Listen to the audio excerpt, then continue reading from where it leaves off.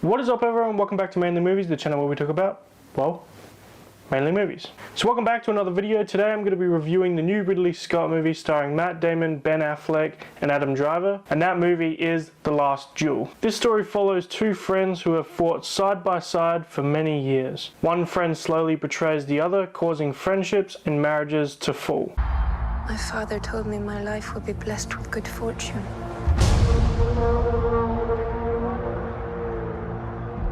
I'm married.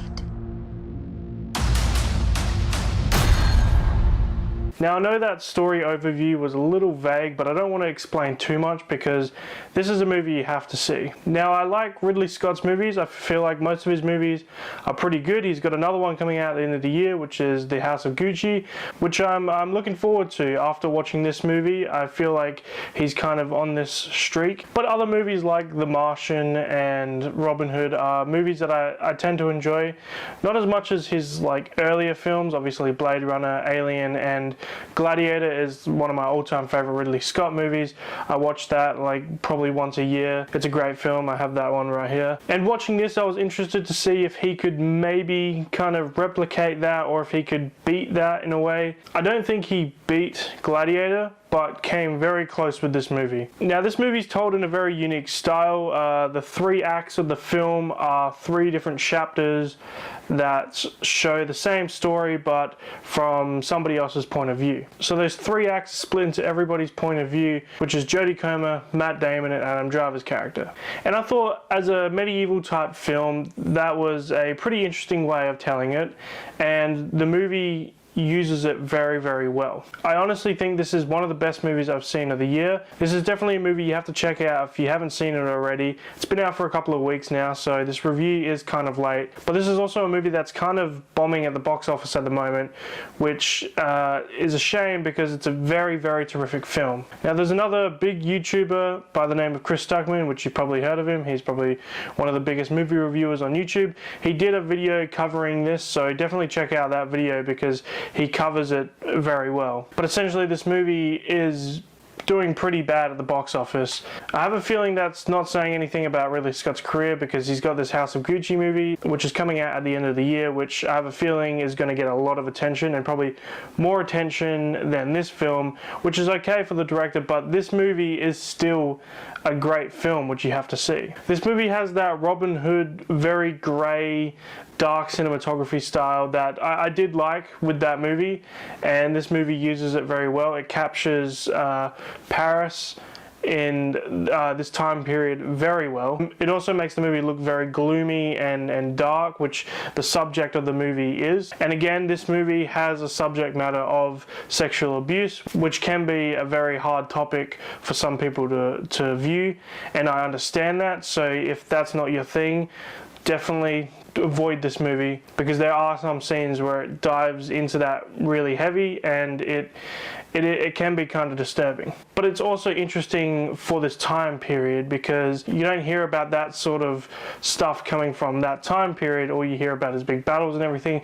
So it is interesting to see that subject matter displayed in this time period. But the performances in this movie are also very good. Matt Damon specifically, he does a very good job at just somebody you just kind of feel very, very sorry for, and then at times you also feel like a little kind of mad at him. Adam Driver's character plays a massive asshole, and he does a good job at playing that character. I'm not saying that he is an asshole, I'm just saying that he does a good job at playing that character, and he's very narcissistic, and it's just it was very, very well performed.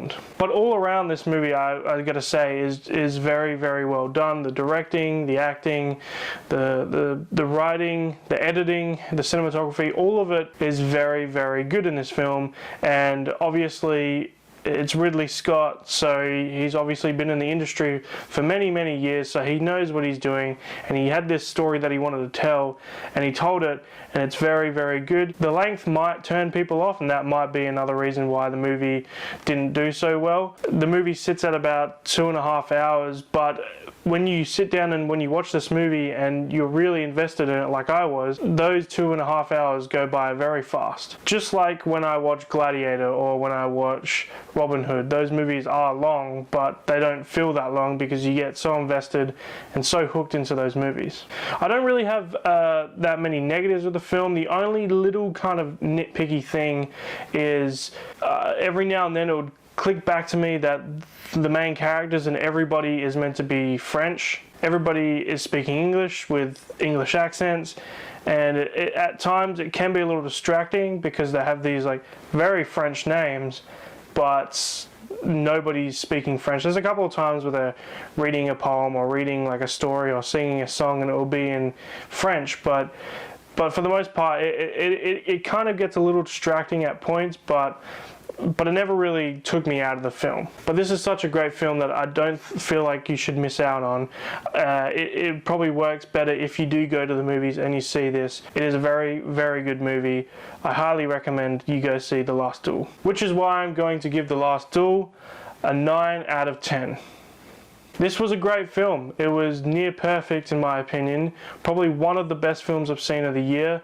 But yeah, definitely check this movie out. It kind of needs a bit more love in the theaters, as well as most movies. Just instead of, if there's the option for like, say like the movie Dune, if there's the option of watching it on a streaming service or in the cinemas, just go see it in cinemas. Like, you're gonna have a better experience. You're gonna see it on a big screen, you're gonna be in a big theater, and it'll just be a better experience. But yes, I know it's versing at home viewing, which I understand why that can be better, but I would rather see a movie on a big, huge screen with massive sounds. That's just the way I prefer it, and that's the way a lot of people who go to the movies or watch movies as a hobby, that's just the way they prefer it. It's a thing. It's just what you want to do, and that I feel like is how you should see this movie and most of the movies that are coming out over the next couple of months as well, which I am going to be very busy over the next couple of weeks seeing a lot of the movies that are coming out. There's going to be the new James Bond coming out this week, so I hopefully can have a review on that soon. Next week is Last Night in Soho, and then there's more movies coming out in the weeks following, so definitely stay tuned to the channel because it's going to be quite busy. Hopefully I can do just one video on those movies a week, just a couple of reviews a week, so just bear with me. I'm going to try and do the best I can here. But anyway guys, thank you for watching the video. If you enjoyed the video, please leave a like and subscribe, and I hope to see you guys in the next video. So stay tuned, I'll see you guys next time. Bye.